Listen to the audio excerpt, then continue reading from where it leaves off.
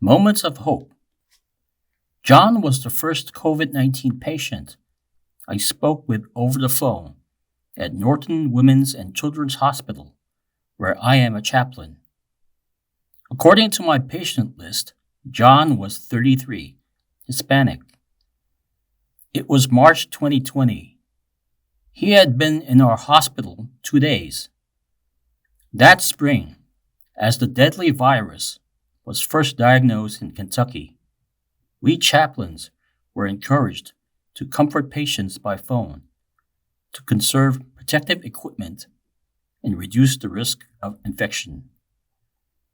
It was difficult not being able to see them. "How are you?" I asked. Better. John said. His labored breathing indicated otherwise. He sounded as if he was suffocating, every breath a battle. He said he had no family nearby.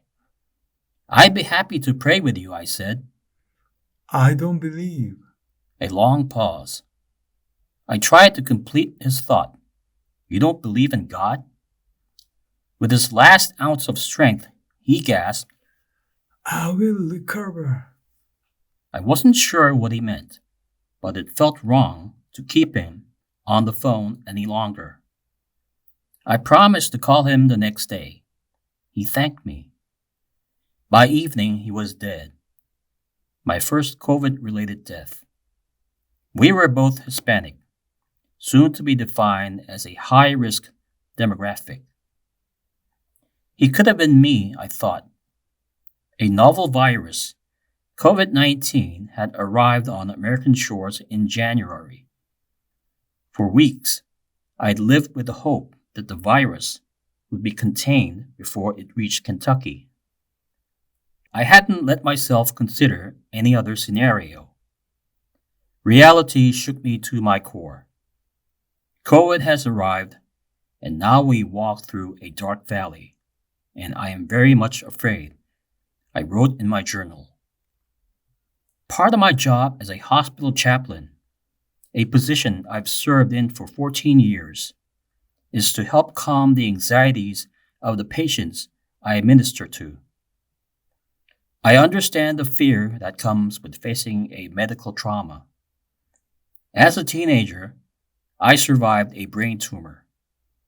I saw how God worked through the love of others. As a chaplain, I got to pay that love forward. But COVID felt different. It was hard to be hopeful, hard to know if I was helping.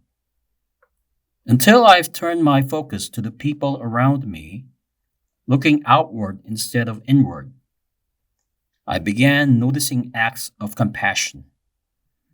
And the more I looked, the more I found, a practice I continue this day. Compassion is everywhere, as contagious as any virus. One of the first times this struck me was early in the pandemic during a cold blue. I saw Deb, a pharmacist 9 months pregnant, literally running from our COVID unit to the ICU and back.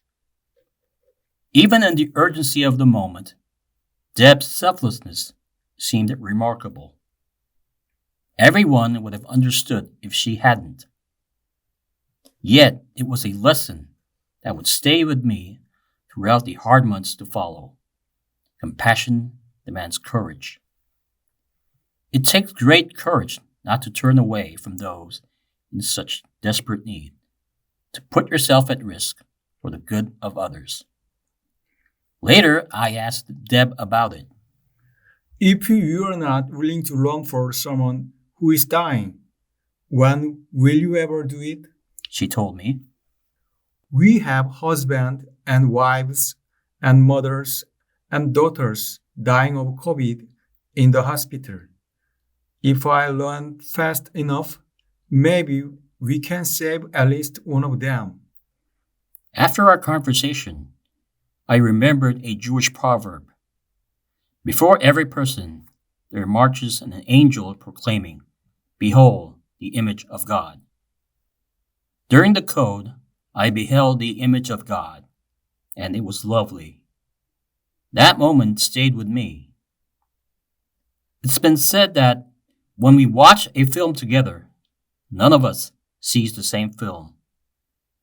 The same is true for traumatic events. We all experienced the pandemic together, but felt it differently.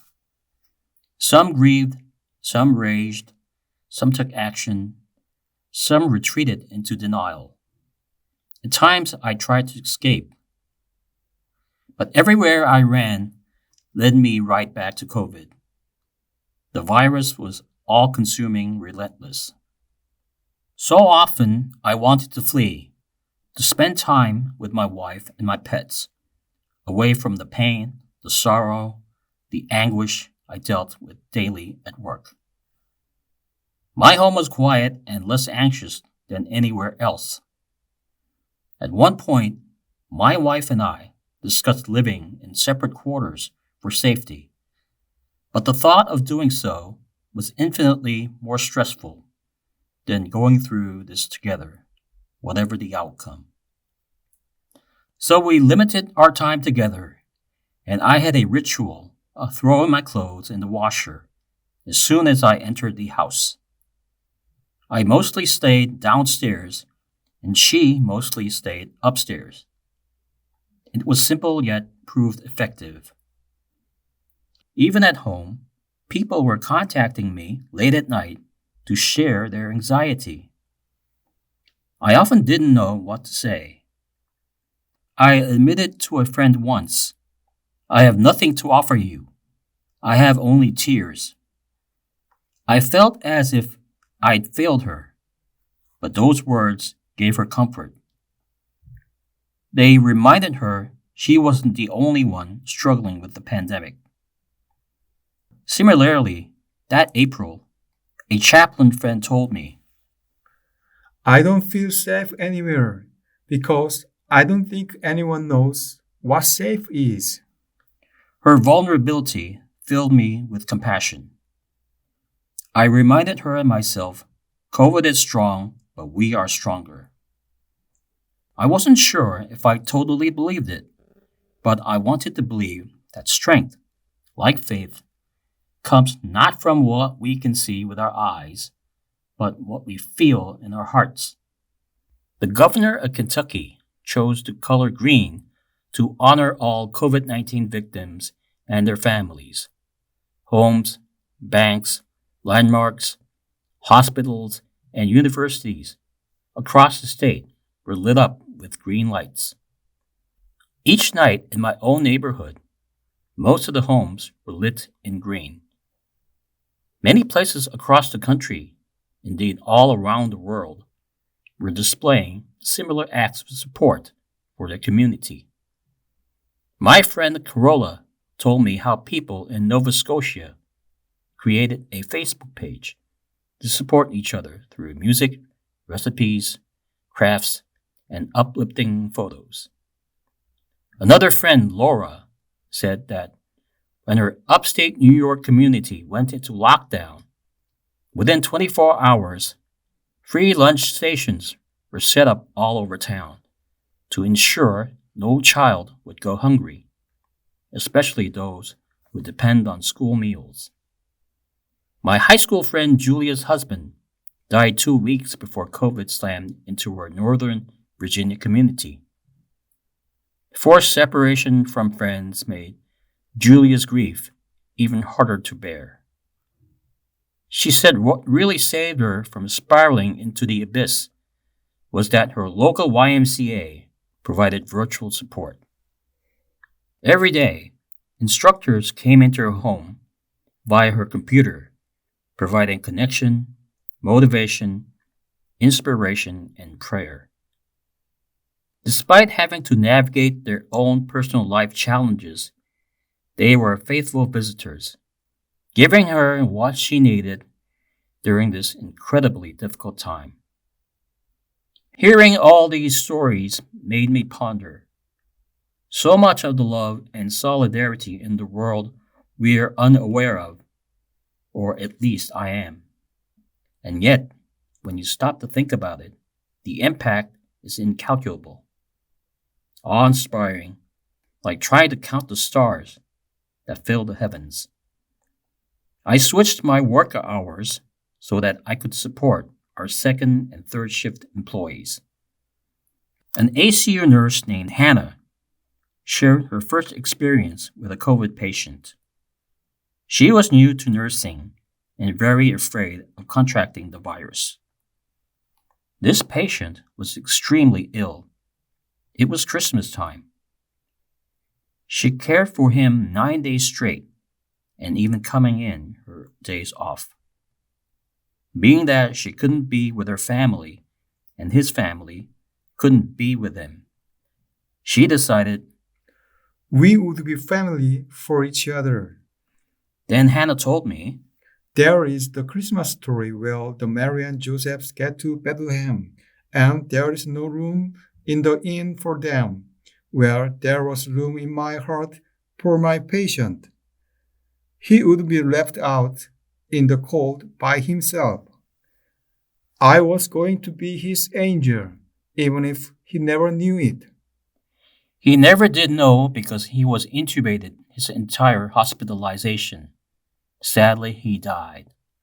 Taking care of him gave me the courage to help other COVID patients. Hannah said. I will never forget him.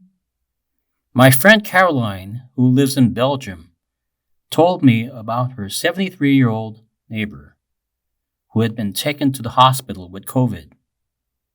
It was touch and go for a bit, but she finally came home. I put in front of her door a beautiful basket full of vegetables, fruits, biscuits, chocolates, and even a small bottle of Italian spirit Prosecco, Caroline said. She was so happy. I know doctors and nurses are working all hours, and it is horrible to see. This is my contribution to the effort. In April 2020, an ICU nurse in my hospital, Myra, was caring for a COVID patient who eventually died. It was scary being in a COVID-positive room in those early days. When it came time to clean the room, Myra told the environmental service employee not to come in. I will clean, she said. Don't enter and risk infection. Then she started mopping the room while we watched from the safety of the hallway. What Myra did was an extraordinary act of compassion. The whole world, according to Paul in Romans, stands on tiptoes, waiting to see the marvelous things of God. It's true. I felt blessed, as I have so many times during this pandemic, simply to bear witness. Now it is 2021. The Delta variant sweeps the country, and there is a long way to go before we get to the other side of COVID. I am a different person than I was in the spring of 2020. I am more hopeful because I know I am not alone. There are billions of us around the world on this journey together. That thought alone gives me peace and reassurance. I am greatly encouraged when I remember that the majority of people have mobilized to protect and sustain the most vulnerable among us. While COVID has had a devastating impact, the human spirit has not been extinguished or laid low. Quite the contrary. Heroes great and small, acts of kindness and compassion, publicly acknowledged or privately treasured, all bear witness to the goodness of humankind. We have walked through this darkest of nights together, and we are also witnesses to the light that overcomes the darkness. Faced with sorrow, chaos, and pain, our response has been love, courage, compassion. Maybe it always be so.